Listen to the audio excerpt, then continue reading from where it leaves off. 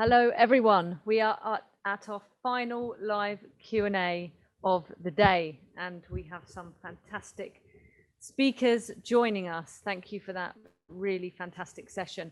We're going to kick off questions with one to Maggie. What would be the one thing, if you could pass on, that would really help people with EDS and HSD have a better quality of life?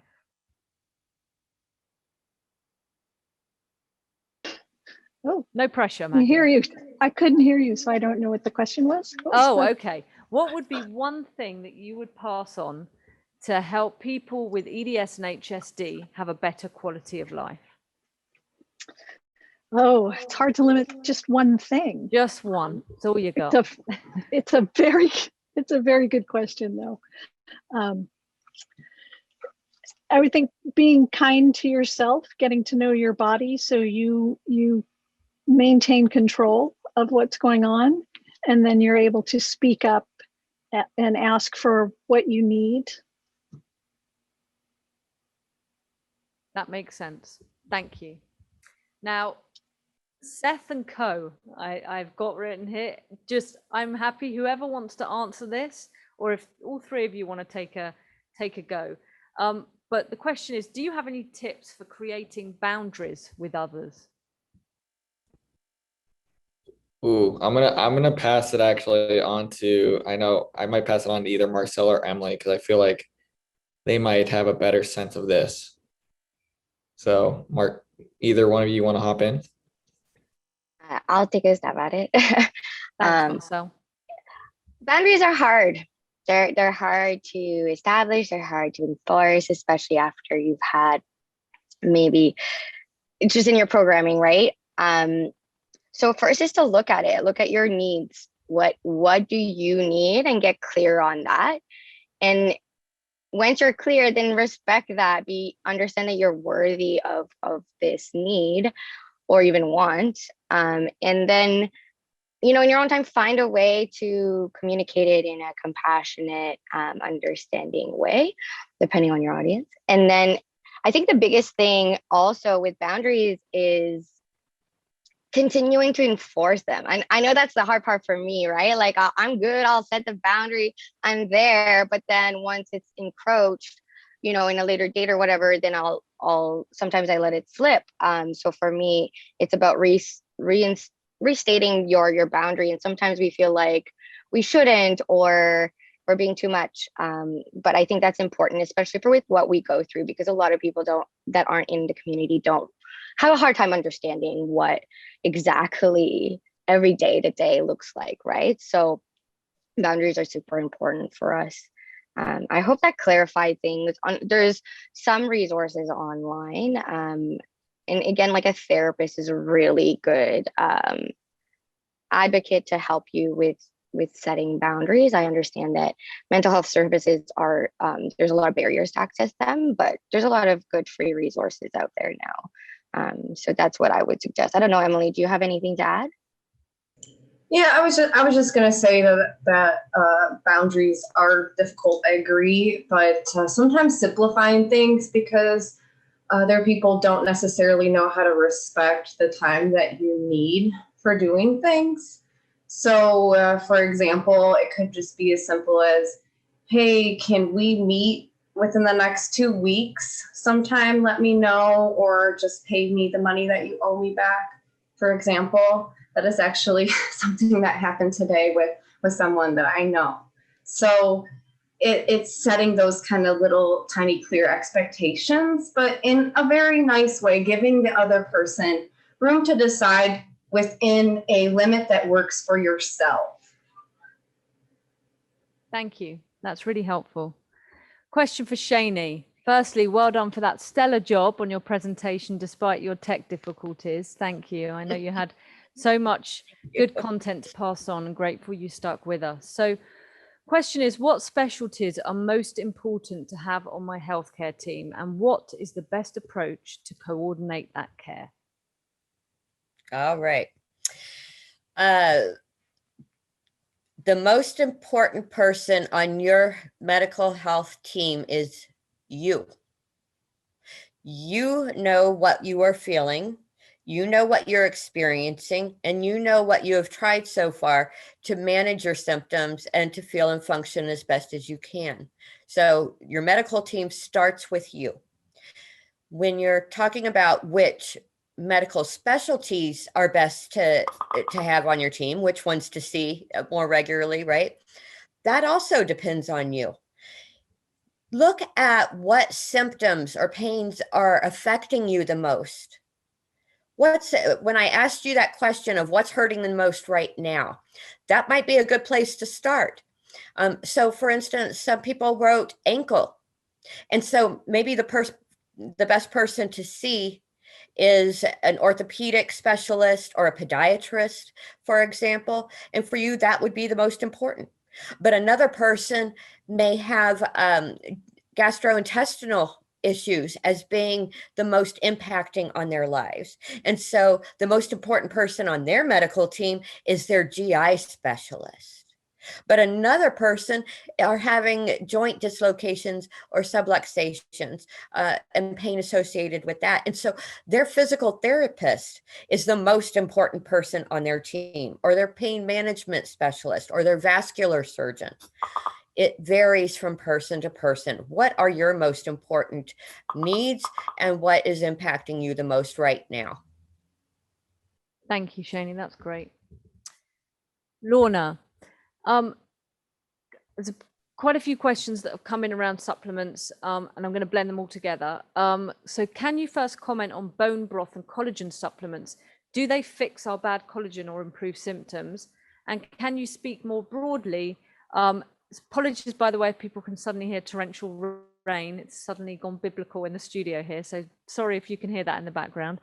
But can you comment more broadly on any supplements, vitamins that can help with the symptoms of EDS and HSD? Sure, thank you, Lara. Fantastic questions. I purposely didn't include a wider topic of supplements in my talk because it has to be personalized.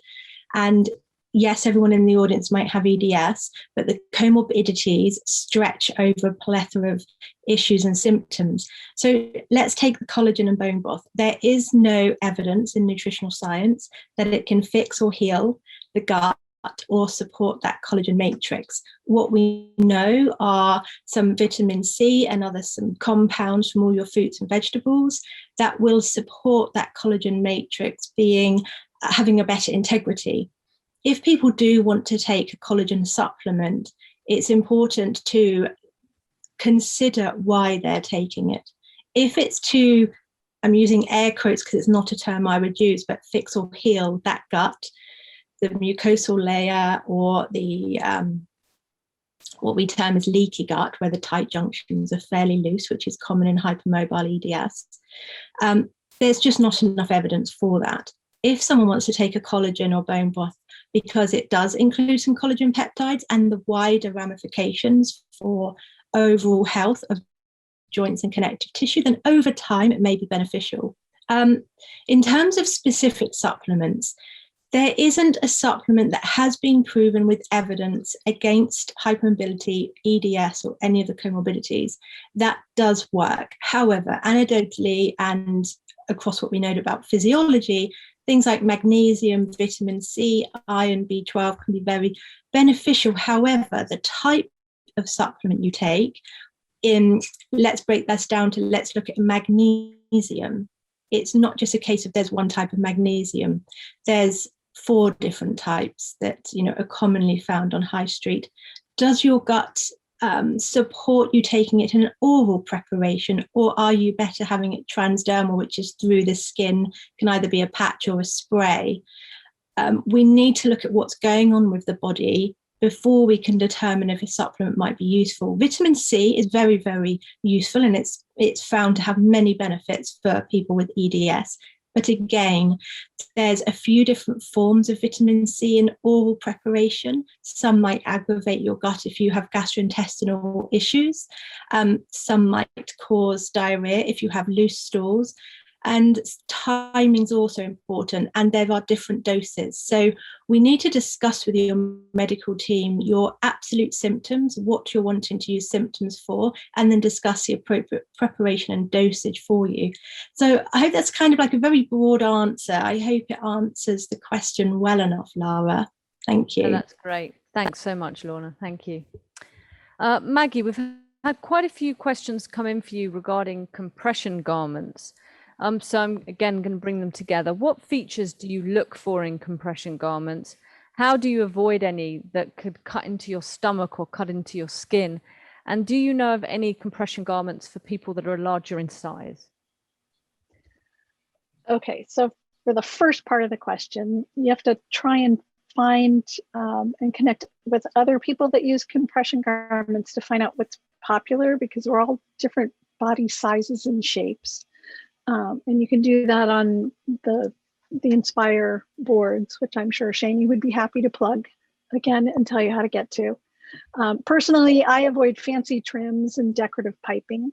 I look for a variety of compression powers or strengths so that I have options for different situations, activities, and weather seasons. I do look for longer length in tops and higher waists and bottoms so that I can try and avoid the fabric rolling up or down and cutting into my stomach. All of the compression garment makers and shapewear manufacturers that I'm familiar with, they do cater to all shapes and sizes of people.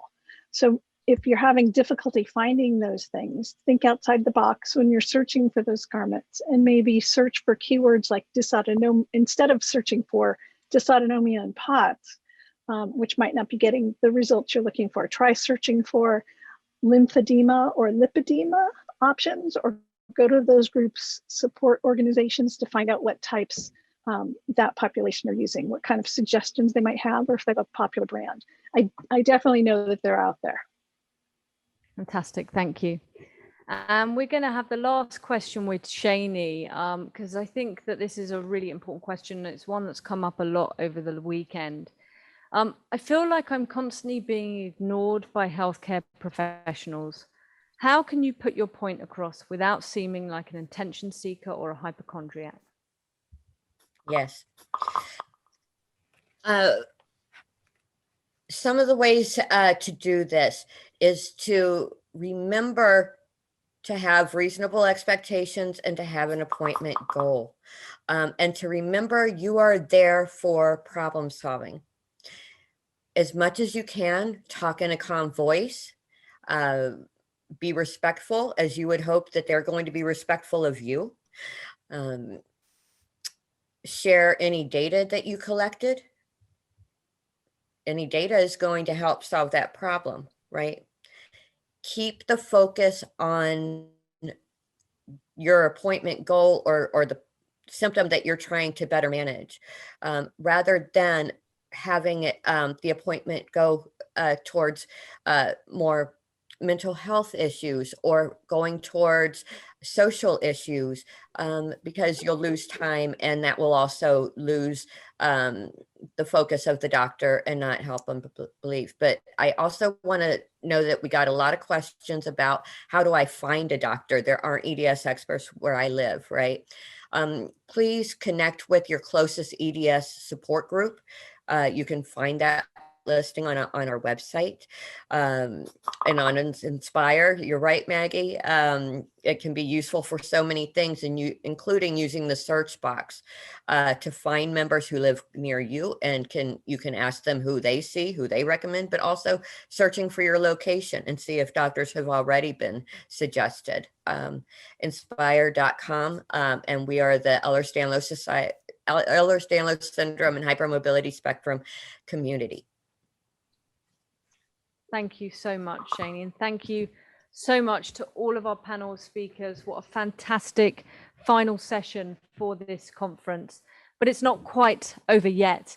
We have a 5-minute wiggle break, and it is just 5 minutes because we really want you all to come back and listen to Cami Clooney performing for us, I Put a Spell on You, and to have that open our award ceremony. So it's going to be a really special close. You've stuck with us this far. I think I've been standing now for going on 12 hours. Come back, join us. Let's see this through to the end. See you in 5 minutes. And thank you to our speakers.